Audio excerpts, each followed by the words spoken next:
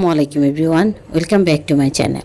আজকে আপনাদের মাঝে আমি আরেকটি রেসিপি নিয়ে চলে আসলাম। আজকে তৈরি করে দেখাবো অসম্ভব মজাদার কাঁচা আম দিয়ে কাঁচা আমের মিষ্টি আচারের রেসিপিটা শেয়ার করবো। একদম সহজ রেসিপি দ্বারা তৈরি করে দেখাবো।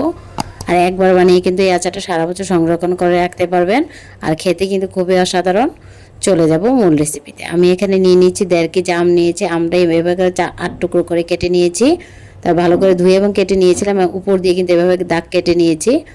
তারপর এটা কিন্তু আমি 3 ঘন্টা রোদ্রে দিয়ে নিয়েছিলাম। চলে যাবো আচারটা বানানোর জন্য। চুলা একটা প্যান বসিয়ে দিচ্ছি। চুলাটা কিন্তু আমি জ্বালিয়ে নিয়েছি। তারপর এখানে দিয়ে দিচ্ছি 1.5 কাপ সরিষার তেল।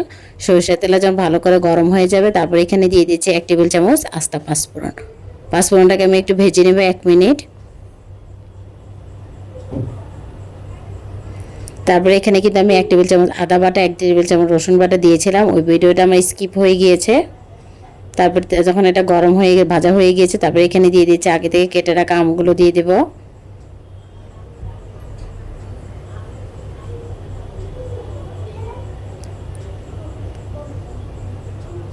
তারপর ভালো করে নেড়ে চেড়ে মিশিয়ে নিব। তারপরে এখানে আমি দিয়ে দিচ্ছি 1 কাপ দিয়ে দিচ্ছি আমি চিনি। আমি আখের চিনিটা ব্যবহার করছি, লাল চিনিটা। আপনারা এখানে চাইলে সাদা চিনিটাও ব্যবহার করতে পারবেন। আর মিষ্টিটা আপনাদের স্বাদ অনুযায়ী দিয়ে নেবেন। এবং ভালো করে মিশিয়ে নিচ্ছি চিনিটা। তারপরে এখানে 1/4 টিস্পুন দিয়ে দিচ্ছি হলুদের গুঁড়া। তারপরে এখানে লাল মরিচের গুঁড়া দিয়ে দিচ্ছি 2 টেবিল চামচ।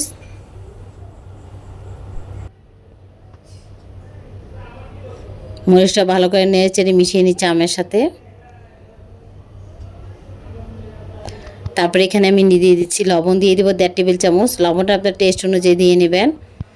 লবণটা দিয়ে ভালো করে নেড়ে চেড়ে মিশিয়ে নিব। ভালো করে নেড়ে চেড়ে মিশিয়ে এটাকে রান্না করে নিতে পারবো যতক্ষণ পর্যন্ত আমটা সিদ্ধ না হচ্ছে। এখন আমি এটাকে ঢাকনা দিয়ে এটাকে রান্না করে নেব 20 থেকে 25 মিনিট, চুলা আঁচটা মিডিয়াম হিটে রেখে। ফিরে এসেছি 20 থেকে 25 মিনিট পরে। আমি কিন্তু এটাকে আর আমটাকে কিন্তু 2 থেকে 3 বার ঢাকনাটা অফ ক্যামেরায় ঢাকনাটা উঠিয়ে নেড়ে চেড়ে দিয়েছি। এখন ভালো করে নেড়ে চেড়ে মিশিয়ে নিচ্ছি। অবশ্যই খেয়াল রাখতে হবে আমটা যাতে নিজে না লেগে যায়। লেগে গেলে তো আচারটা খেতে বেশি ভালো লাগে না। এই যে আমটা দেখেন আমার সিদ্ধ হয়ে গিয়েছে। এখন আমি এটাকে আর ঢাকনা দিব না। ঢাকনা ছাড়া এটাকে আমি 7 থেকে 8 মিনিট এটাকে আরও রান্না করে নেব।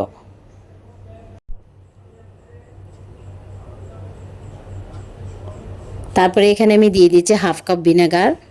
ভিনেগারটা অবশ্যই দেওয়ার চেষ্টা করবেন। ভিনেগারটা দিলে কিন্তু আচারটা অনেক দিন যেমন সংরক্ষণ করা যায়। আর ভিনেগারটা দিলে ভিনেগারটা কিন্তু প্রিজারভেটিভ হিসেবে কাজ করে। আর যদি আপনার ভিনেগারটা দিতে না চান, তো অবশ্যই আচারটা মাঝে মধ্যে নামিয়ে আচারটা রোদ্রে দিতে হবে। আর ভিনেগারটা দিয়ে ভালো করে নেড়ে চেড়ে মিশিয়ে নিচ্ছি। তারপরে এখানে আমি টালা মরিচের গুঁড়া দিয়ে দিচ্ছি 1.5 টেবিল চামচের মতো মরিচের গুঁড়া দিয়েছে। ঝালটা আপনার টেস্ট অনুযায়ী দিয়ে নেবেন।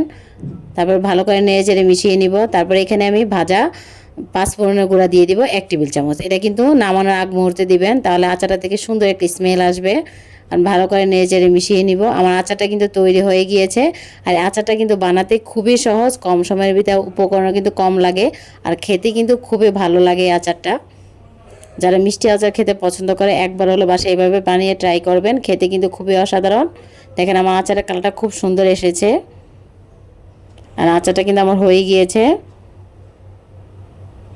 তারপরে এখন আমি চুলাটা বন্ধ করে দিব।